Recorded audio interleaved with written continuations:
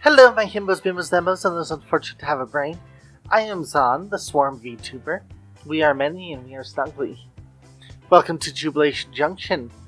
Originally, this series was created in response to cultural pushback to LGBTQIA plus acceptance, and I thought it would be a good time to bring it back now. Jubilation Junction is here to highlight positive characters in multiple mediums that represent the LGBTQIA plus community. Today we're going to be discussing the Sonic fandom. Sonic the Hedgehog is known for its devoted fan base, especially those that enjoy creating their own OCs, fan fictions, and discussing the plots both out and in the game. It is also very famous for its unique shipping culture and... These dirty hands. And with these hands, I hope fate of millions. Today we're going to be discussing the comic book medium. Sonic the Hedgehog was initially sent over to Archie Comics to create a continuity with an ongoing storyline between the games that was not present in the initial games themselves. In 1993, echoing the same treatment that Transformers was given with Marvel, Archie Comics created a continuity for Sonic the Hedgehog nearly whole cloth. The initial concept was a group of freedom fighters fighting against an already lost world called Mobius. The villainous Dr. Robotnik had already previously won in a surprise takeover of the world, roboticizing most of its population. The themes of the initial comic were environmentalism, the concept of freedom itself, and found family. The tone ranged from lighthearted goofy fun to direly serious and dark moments. However, in 2009, the head writer Ken Penders attempted to sue Sega for ownership of multiple characters to include Knuckles the Echidna, stating that he had created the characters nearly whole cloth from basically nothing. While these lawsuits would largely go ignored, to say the least, with a light settlement, it was time to shake up the formula itself. Archie Comics had been already plagued by multiple storylines that had unforced errors to include misogyny, ham-fisted racism, drug PSAs, numerous adult themes that were inappropriate at the time, and creepier storylines such as when Princess Sally bathed in the golden pool to meet the source of this world, aka the god of it.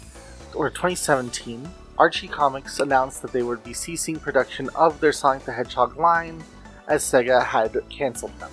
The same year, IDW Comics announced with Sega that they would be creating a more continuity-friendly version of the comics, based off the video games, with a solid through line through them. The IDW Comics would also be given over to handle more mature concepts, but not unapproachable content that Sega deemed unfit for the franchise itself, citing their record with TMNT and Transformers.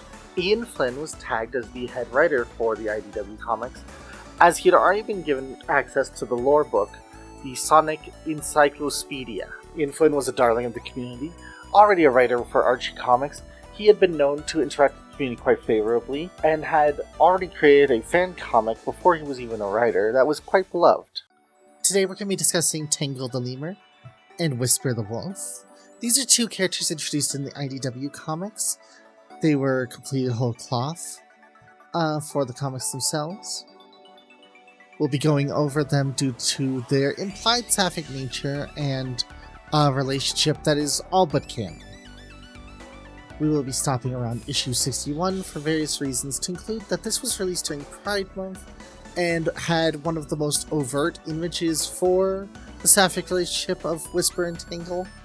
Additionally, comic book companies tend to leave you alone for TOS and free use violations if you stop about a year and a half to 2 years out, according to comic book YouTubers.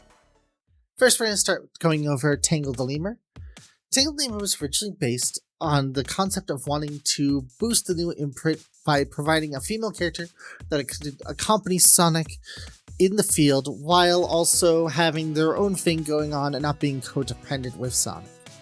Previously, this was filled by both Sally Acorn and Bonnie Rabbit, and later by Amy Rose. Tangle was originally conceptualized by Ian Flynn and designed by Tyson Hesse. According to notes from both the creative teams, Tangle was originally created to be, quote, a lot like other great Sonic characters and have a special ability tied to one of their physical features. To that end, Tangle the Lemur relies mostly on her tail to get around and to also interact and fight, often using it on lampposts and to throw badniks. She was originally inspired by the prototype for Sonic, which was based off a rabbit, and thus was imagined as a rabbit that would be able to throw items with her ears. There was also an original short-lived concept where she was an anteater who used her nose, before deciding that a ring-tailed lemur was more interesting. Personality-wise, Tangle is described as being the antithesis of look before you leap. She's reckless, excitable, optimistic, and carefree. Often a lot of the youthful vigor that is associated with younger characters is interned within Tangle herself. She's loud and extroverted, but often gets in over her head as a novice heroine who is still trying to learn the ropes of what it means to be a hero herself. However, her well-developed sense of justice often guides her through even her worst mess-ups. She's said by Ian Flynn to enjoy dancing since she has the energy and chutzpah for it, but doesn't possess the rhythm needed to actually be good at it. We've seen in multiple comics that she does suffer from claustrophobia as well. Tangle first appeared amongst the residents of Spiral Hill Village after the Eggman Wars, which is the in-universe name for the Sonic Forces game. Tangle was first sighted, helping defend her home against reorganizing badniks that had been suddenly reinvigorated by an unknown force. She helped Sonic clear out Spiral Hill Village before joining the Resistance HQ, currently run by Amy Rose, and helping in their assault against Angel Island, where she first met Whisper the Wolf. She was instrumental in fighting Master Overlord, and pulling him back to normal so that he be defeated without the help of the Master Emerald. Tangle would become involved in the Metal Virus events, which will be mentioned later on in this cover. She supported her friend Jewel when she took over the Restoration, the follow-on organization from the Resistance in the wake of the Metal Virus, which was helping re-establish normal life in Mobius. She would go on to make friends with Belle the Tinkerer, a wooden robot created by Eggman's amnesic alter ego and considered a good badnik, and also helped her come to terms with her father being actually gone and replaced by a Robotnik. Tangle the Lemur shows up in multiple other mediums, specifically in games, where she has shown up as a playable character in Sonic Dash, the Endless Runner app, Sonic Speed Simulator, the Roblox platformer, Sonic Rumble Party, a phone party game involving several online games, equivalent to Mario Party, and Sonic Crossworlds, the Mario Kart-alike Sonic racing game. Whisper the Wolf was originally created to give a burgeoning sense of freedom fighters outside of the normal roster, and to expand the universe itself. Overall, her addition gives an additional sense of history to the world, since there were other groups fighting against Dr. Eggman at the time, during the Eggman Wars, and prior. She was conceptualized by Ian Flynn and designed by Evan Stanley. According to both creators, she took inspiration from Sniper Wolf from Metal Gear Solid, Major Kusanagi from Ghost in the Shell, and Kupaka from Bionicle. Her design is derived from one of the many user-created wolf avatars from Sonic Forces, shown here. Her iconic mask is inspired by the Japanese kabuki masks, with Ian Flynn adding the concept of wisp communication devices within it so that she could interact with the wisps on a more personal level. Her closed eyes were derived from comic shorthands that show a character is wise and reserved due to their closed eyes, and is very common as a trope. She is also connected to Japanese kitsune in many ways, with Sega stating that the wolves and foxes serve close enough a relationship in Japanese folklore due to Japanese wolves becoming extinct in 1905. As far as her personality is concerned, Whisper is reserved and a mysterious individual who rarely raises her voice over her namesake. Her withdrawn personality causes her to struggle to make friends who do not seek her out first, hence why she needs someone more extroverted in her life. She's very slow to trust after a past involving betrayals and loss. However, she's shown to be very affectionate with her wisps. Whisper herself is the epitome of Lone Wolf, often striking out on her own, becoming near single-minded in her focus while on missions. Whisper the Wolf initially entered public knowledge when she was a member of the Diamond Cutters, an offshoot of the Resistance that operated outside as an elite anti-Eggman unit.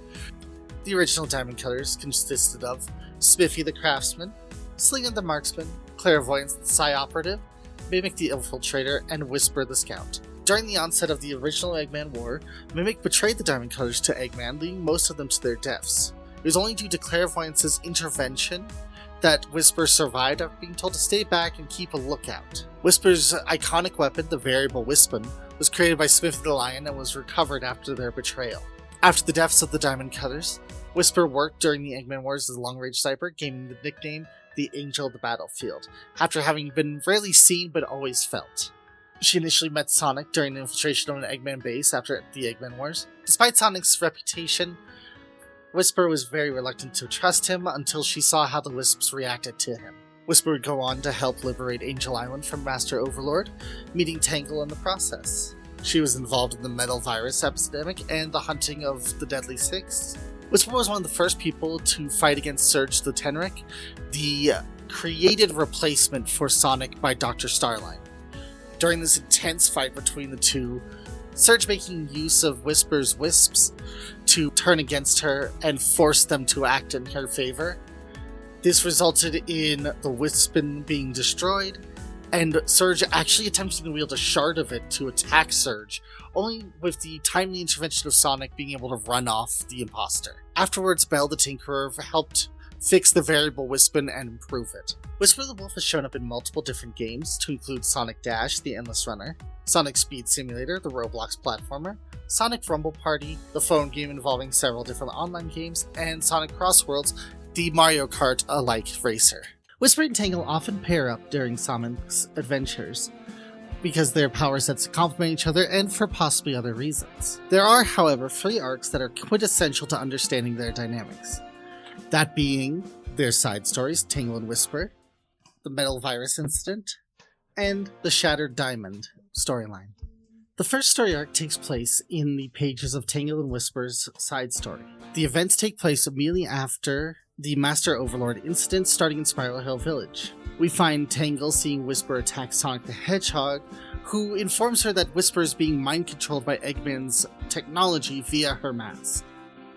After a small scuffle, Whisper reveals that Sonic is actually Mimic the Octopus from the original Diamond Cutters, who can camouflage himself as any being. Tangle and Whisper agree to team up, with Whisper reluctant to have the assistance. After several different encounters, Mimic is able to taunt and rile up Whisper, almost getting her to fire on Tangle, before an epic battle ensues, ending with Whisper standing face to face before a constrained Mimic being held down by Tangle.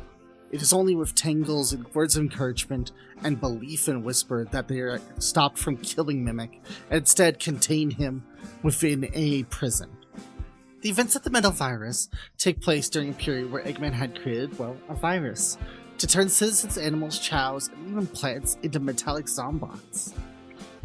These zombots are incredibly resistant to damage, their mercurial forms often filling in the holes and damage they had taken, and with even one touch they can infect you. Tangle and Whisper operate excellently during missions to rescue various cities and get out the numerous people that are still left in the middle of this epidemic. After evacuating both Central City and Resistance HQ, Tangle and Whisper strike out to try to rescue Spiral Hill, only to find it almost already gone with almost everyone infected. During the fight, Tangle reveals to Sonic she has already been infected by Zombot Jewel, who she's captured in a case. Tangle agrees to stay behind, leading to the first time Whisper ever screams out for anyone in the comics as they are dragged away. Tangle herself puts up a brilliant fight, going toe-to-toe with numerous Zombots before ultimately succumbing in what is genuinely a haunting scene. It should come to no surprise that eventually the day is saved, with some complications, and Whisper hugs Tangle possessively at the after party. The last arc we're going to be talking about is the Shattered Diamond arc, which takes place after the hunting of the Deadly Six, which finds Tangle and Whisper rejoining the Resistance and forming a team with Lanolin the Sheep. During their initial outing for a recon mission, Sonic has agreed to tag along, and inquires casually about the name of the team, since all teams have good names. Tangle herself offers the idea of the Diamond Cutters, much to Whisper's chagrin. Ultimately, due to their inexperience with each other and some distrust, their first mission would be a failure and they would become overwhelmed and beaten back by the city itself. This would result in a blow-up between Tangle and Whisper, involving why she had chosen the name. Tangle would confess she chose the name because she wanted to be as close to Whisper as her former partners, fearing that otherwise the solo act may drift away from her. Whisper herself, in a rather touching moment, acknowledges that she's been walking away from people trying to help her for a long, long time, and she promises to try to trust those in her life, especially Tangle. Tangle, in turn, despite being wrapped around her tails, asks for patience, which Whisper understands implicitly. At the end of this, the Diamond Cutters are officially formed as a group and come together to succeed in their mission, though how, I will leave open at this moment. This is the portion where we talk about the Sapphic representation within the characters and how overt it is. I think it would be very hard to doubt that Sapphic representation is evident amongst Tangle and Whisper. While they may not call each other their lovers or girlfriends, they are very obviously very close to one another in more than a platonic manner. Multiple times, they are seen together hugging and taking comfort in each other's presence. They have an excellent fighting dynamic with each other. And, as mentioned before, in issue 61, they were shown holding hands with the Sapphic flag behind them. Ian Flynn stated that the official policy is as follows. Right now, Sega's official word is we're not to really go in depth with any romantic relationships. So they're just really, really, really, really, really, really the bestest of friends. Which I'm just kind of gonna smile, nod, wink, nudge. Yes, they're great friends. Dry cough. Oh man. With all that being said, I cannot recommend the IDW comics enough. If you enjoy just good comic fun, or are a fan of Sonic the Hedgehog and would like something more interesting with the ability to handle some adult tones and some dark ideas, this is the comics for you. If you're just looking for a good time, I would also suggest it. Otherwise, thank you so much for watching. If you want to see more content like this, a like and subscribe absolutely helps the channel. Otherwise, I am Zahn, and this has been Jubilation Junction.